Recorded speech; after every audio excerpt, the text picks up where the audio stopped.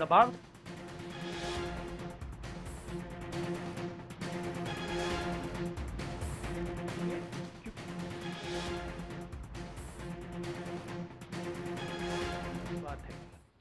मैं जानता हूं कि काफी पार्टी इंडिया अलायंस में इस निर्णय का समर्थन करेंगी।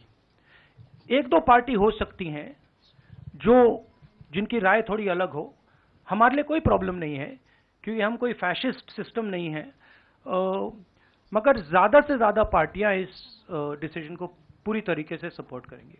हाँ जी मैडम। राहुल जी मैं पूनम, एक मिनट मैडम बोलिए। अच्छा, अगर आपका सवाल सुनिए, अगर आपका सवाल गहलोत जी से है या बघेल जी से या किसी हमारे चीफ मिनिस्टर से, उनका नाम पहले ले लीजिए प्लीज। राहुल जी मैं पूनम हूँ, अमर उजाला से। इधर मैं ये आपसे जानना चाहती हूँ कि राजस्थान ने कल रात को ही जातीय जनगणना को लेकर अपना जो रुख है वो साफ कर दिया है। आज से 5 राज्यों का चुनावी बिगुल बच गया है। तो क्या ये माना जाए कि ये 5 राज्य जो हैं वो कांग्रेस का लिटमस टेस्ट होंगे भारतीय जनता पार्टी के ऊपर दबाव बनाने के लिए कि वो जातीय जनगणना कराएं? देखिए, ये जो आपके शब्द हैं लिटमस टेस्ट, ये केमिस्ट्री में चलते हैं, ये राजनीति में नहीं चलते हैं। हमारी सिंपल सी बात है, हम सब ने निर्णय ले लिया है कि हिंदुस्तान के भविष्य के लिए कास्ट सेंसस जरूरी है। एक कास्ट सेंसस के बाद एक नया डेवलपमेंट का पैराडाइम खुलेगा और हमने निर्णय ले लिया कि हम ये काम करेंगे। तो ये मैं आपको आज बता रहा हूं कि कांग्रेस पार्टी इस काम को पूरा करके ही छोड़ेगी। और याद रखिए, जब हम वायदा करते हैं हम उस वायदे को तोड़ते नहीं हैं। हाँ सुनील, एक मिनट सुनील।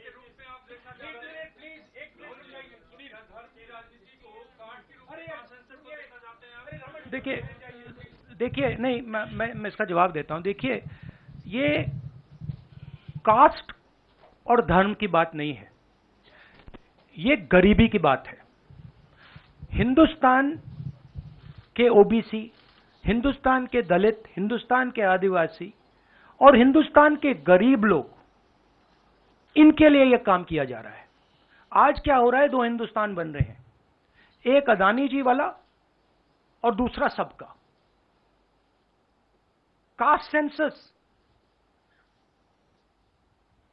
साफ दिखा देगा कि हिंदुस्तान में लोग कितने हैं, कौन है, और हम वहां नहीं रुकेंगे।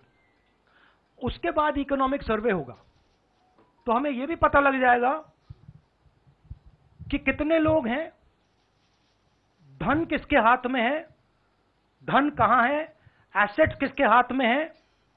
और फिर जैसे मैंने कहा, जो एक्सरे हमें, और मैं कहता हूं शायद इसमें मेरी भी गलती है, जो हमने पहले नहीं किया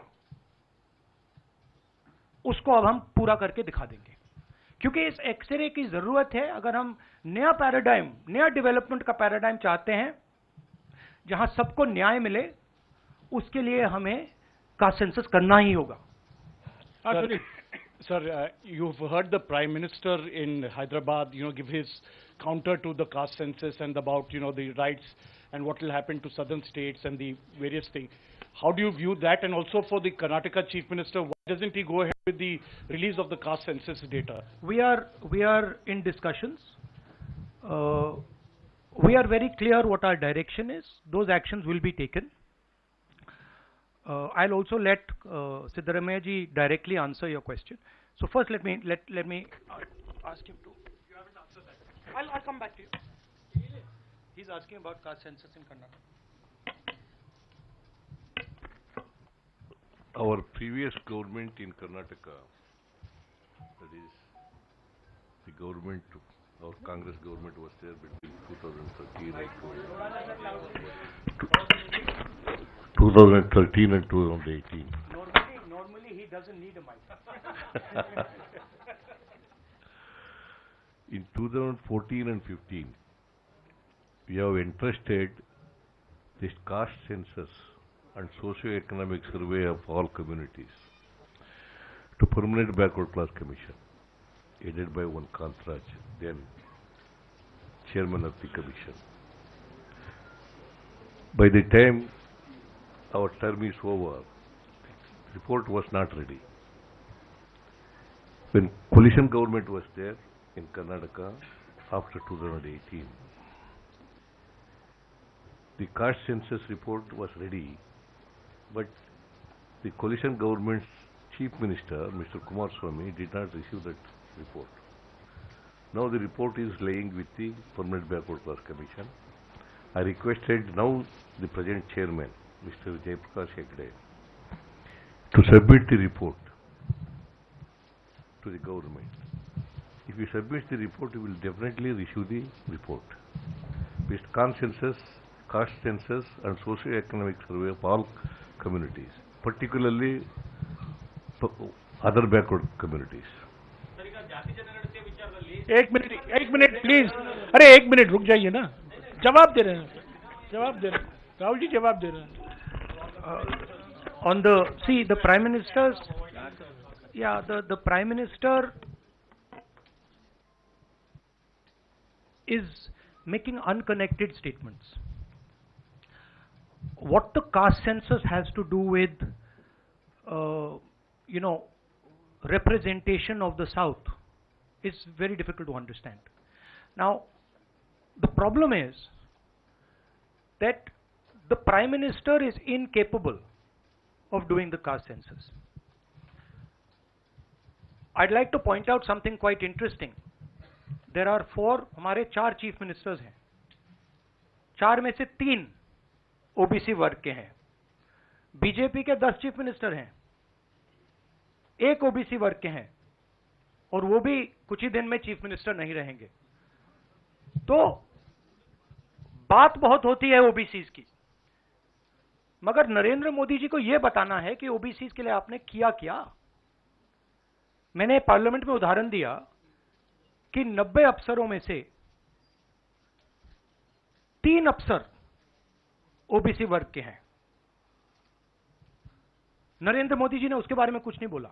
उन्होंने यह भी नहीं बोला कि हां यह गलत है. उन्होंने बोला, एक शब्द नहीं बोला. मतलब उनके लिए यह एक्सेप्टेबल है कि हिंदुस्तान में जिनकी शायद 50% आबादी है अप्रोक्सीमेटली, उनका सरकार को चलाने में कोई भी हक ना हो. तो ये तो सच्चाई है, रियलिटी है. प्राइम मिनिस्टर सीधा कह दें कि हम कास्ट सेंसस का डेटा रिलीज कर देंगे. प्राइम मिनिस्टर सीधा कह दें कि अगला सेंसस कास्ट बेसिस पे होगा. वो कह ही नहीं सकते, क्योंकि प्राइम मिनिस्टर सचमुच में ओबीसी वर्ग के लिए काम नहीं करते हैं. प्राइम मिनिस्टर का काम ओबीसी वर्ग को डिस्ट्रैक्ट करने का, ओबीसी वर्ग के ध्यान को इधर उधर करने का है. जो सच्चाई है कि ओबीसी वर्ग, दलित वर्ग, आदिवासी वर्ग को कितनी भागीदारी मिल रही है, उससे डिस्ट्रैक्ट करने का पूरा सिस्टम बना रखा है आरएसएस ने और नरेंद्र मोदी जी ने. और नरेंद्र मोदी जी उनके मेन इंस्ट्रूमेंट है, मतलब सेंट्रल औजार हैं. उनका यही काम है कि भैया ओबीसी की भागीदारी ना हो, ध्यान इधर उधर जाता जाए. हाँ संजय.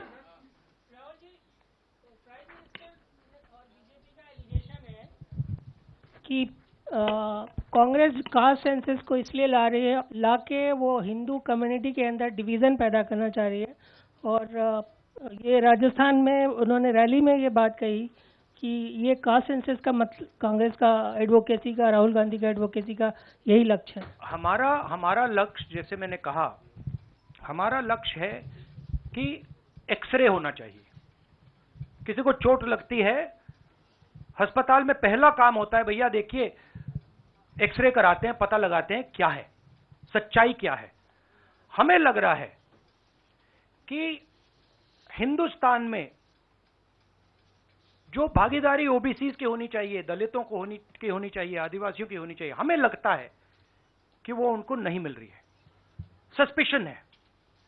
अब हम सिर्फ ये कर रहे हैं कि हम एक्सरे कराना चाह रहे हैं, देखना चाह रहे हैं कि क्या ये सच्चाई है इसमें या नहीं. नरेंद्र मोदी एक्सरे कराने से क्यों डर रहे हैं? इसमें लोगों को बांटने की बात नहीं है. इसमें जो हक लोगों का है उनको देने की बात है। अब मुझे ये बात समझ नहीं आ रही कि हिंदुस्तान के जो प्रधानमंत्री हैं एक्सरे क्यों नहीं करा रहे हैं, एक्सरे करने से क्यों डर रहे हैं, और जहां भी जा रहे हैं आप नोटिस कीजिए कहीं ना कहीं डिस्ट्रैक्ट करने की बात कर रहे हैं। कभी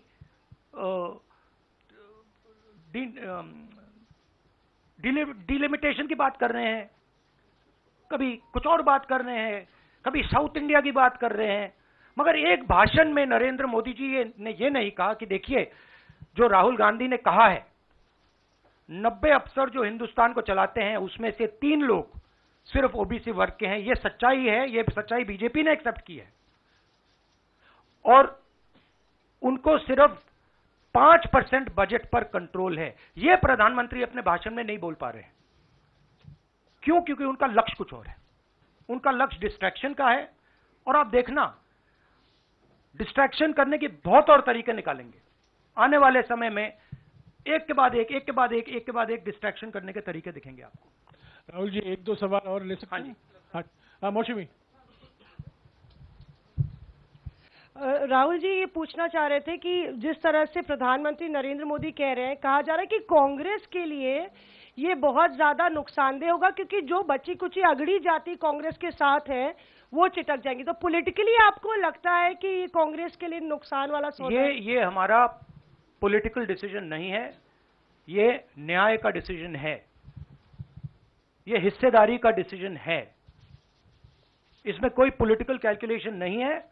हम हिंदुस्तान का जो मैस है, जो 50, 60, 70, 80% हिंदुस्तान की जो आबादी है उसकी हिस्सेदारी की बात कर रहे हैं, और वो हिस्सेदारी देकर ही हम रहेंगे।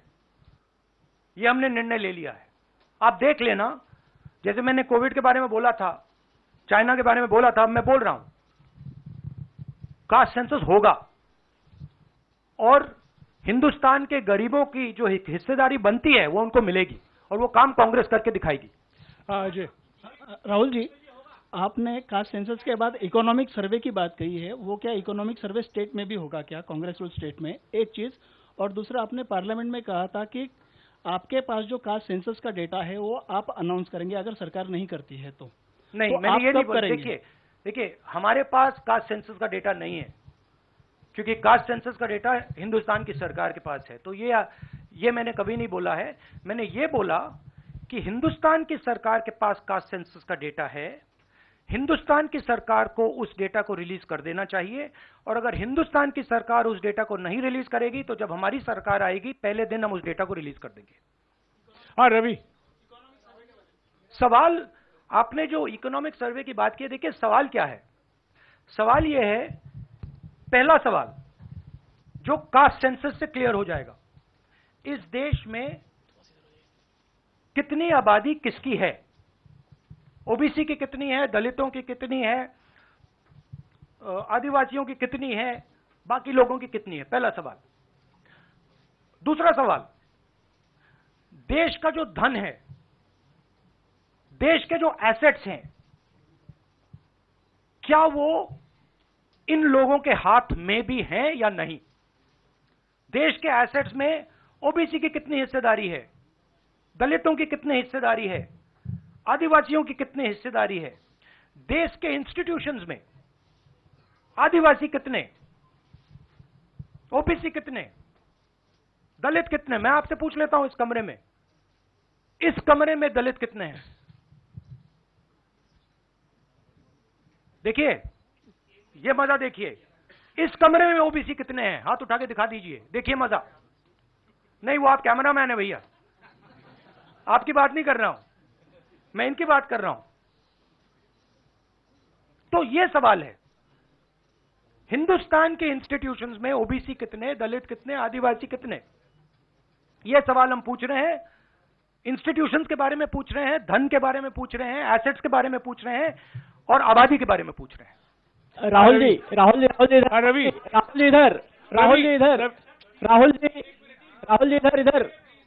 राहुल जी राहुल जी, मेरा सवाल, आपने कहा कि प्रधानमंत्री बार बार डिस्ट्रैक्ट करने की कोशिश करेंगे, उसी से जुड़ा सवाल है, क्योंकि प्रधानमंत्री बार बार ये कह रहे हैं कि आप विदेशी ताकतों से मिले हुए हैं और आप देश को तोड़ना चाहते हैं, ये प्रधानमंत्री आरोप लगा रहे हैं, इस पे क्या कहेंगे आप? मतलब इसका क्या कनेक्शन है? हम कह रहे हैं कि जो इस देश के गरीब लोग हैं उनकी हिस्सेदारी कितनी है, वो हैं कितने, हम ये सवाल पूछ रहे हैं। कनेक्शन क्या है? உடனுக்குடன் செய்திகளை தெரிந்து கொள்ள சன் நியூஸ் பெல் ஐகானை கிளிக் பண்ணுங்க.